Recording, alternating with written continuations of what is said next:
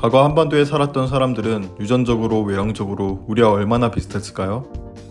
2022년 6월 비엔나 대학교와 울산과학기술원, 국립중앙박물관의 연구진은 이러한 질문에 대한 답을 주는 연구 결과를 발표했습니다. 이번 영상은 이 연구 결과를 토대로 초기 삼국시대의 고대 한반도인의 유전적 분석 결과와 게놈을 통한 외형적 복원 결과를 말씀드리겠습니다. 분석한 고대인들의 정체. 연구진은 6세기까지 경상남도 김해시에 존재했던 금강가야의 대성동 고분군과 유아리 패총을 주목했습니다. 대성동 고분은 지금까지 고대 가야 지배층 69명과 순장자들을 포함한 총 219명의 인골이 발견되었고, 고대 중국과 일본에서 수입한 것으로 추정되는 다양한 유물들이 발견되었습니다. 유아리 패총은 대성동 고분에서 멀지 않은 곳에 위치한 곳으로 5세로 추정되는 4세기 여아 인골 한 구가 수많은 조개 껍데기와 토기, 공예품들에 둘러싸인 상태로 발견이 되었습니다. 연구진은 이곳에서 발견된 고대 가야인들의 괴놈을 해독하여 연구를 진행하였습니다. DNA를 통한 고대 가야인 얼굴 복원.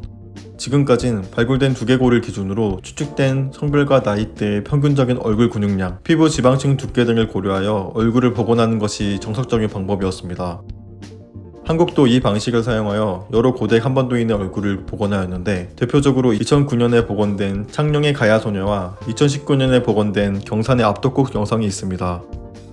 이 방법은 높은 일치율에도 불구하고 온전하게 발굴된 두개골이 있어야 복원이 가능했기에 그 한계가 있었습니다. 하지만 이번 연구에선 이러한 규정 방식의 한계를 뛰어넘어 두개골 없이 게놈 데이터만으로 고대인의 상세한 얼굴 특징을 예측하였습니다. 연구진은 고대 가야인의 게놈에서 추출한 얼굴 형태와 관련된 160여 개의 유전자 마커와 DNA를 통해 얼굴을 추정하는 파라본 나노랩스사의 상용 프로그램 스냅샷을 사용하여 고대 가야인의 얼굴을 복원했습니다. 파라본 나노랩스사의 상용 프로그램 스냅샷은 원래 피해자의 유골에서 DNA를 추출하여 살아생전의 얼굴을 복원해 용의자를 체포하는 데 도움을 주고자 만들어진 프로그램으로, 프로그램이 추측한 피해자의 얼굴과 실제 그들의 살아생전 모습은 높은 일치율을 보여주는데, 실제로 1986년 워싱턴주 12세 소녀 살인사건과 2016년 텍사스주 살인사건, 2017년 메릴랜드주 미확인 유해 신원 확인건 등 미제 살인사건을 해결하는 데 큰 도움을 주었습니다. 연구진은 김해 대성동 고분군과 유아리 패총에서 발견된 고대 가야인들 중 고품질 게놈이 확보된 8명의 얼굴을 위 방식으로 추정하였습니다. 추정 결과 대부분의 고대 가야인들은 검은 머리카락과 굵은 직모를 가졌고, 전체적인 생김새가 현대 한국인과 크게 다르지 않았음이 밝혀졌습니다. 고대 일본인의 유전자가 발견된 고대 가야인. 연구진은 얼굴을 복원했던 대성동 고분군과 유아리 패총의 고대 가야인 8명의 게놈 데이터를 상세적으로 분석하였습니다.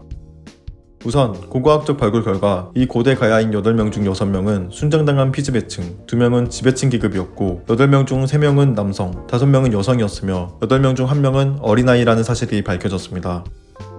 그 후 유전적 분석을 통해 이 고대 가야인 8명 중 6명은 신석기 시대의 한국인, 현대 한국인, 서기 3세기 이후의 일본인과 유전적으로 가깝고, 고대 가야인 8명 중 2명은 고대 일본 조mon인과 가깝다는 사실도 밝혀졌으며, 이 조mon인 혈통 2명 중 1명은 직모를 가졌던 나머지 7명과 달리 곱슬머리나 반곱슬머리를 가졌던 것으로 추정됩니다.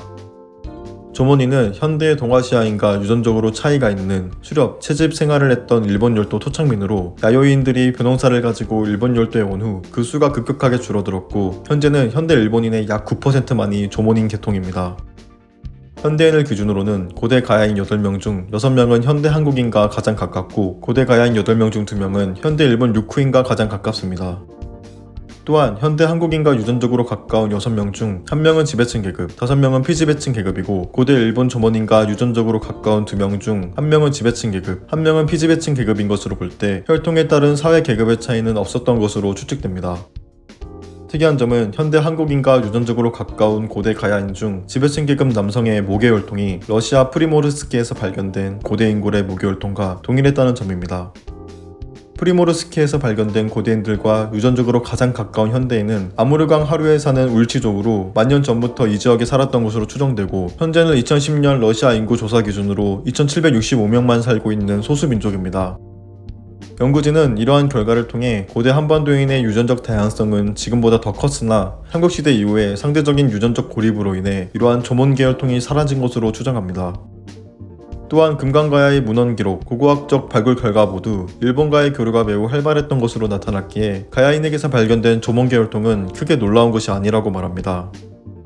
더불어 이번 연구 결과를 토대로 한반도 남부 지역뿐만 아니라 전체적인 고대 한반도인의 근엄을 추가적으로 분석할 필요가 있다고 말했습니다.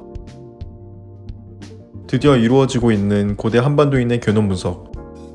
고대 한반도인이 현재 한국인보다 유전적 다양성이 더 높고 다양한 혈통의 사람들이 있었다는 게 놀랍습니다.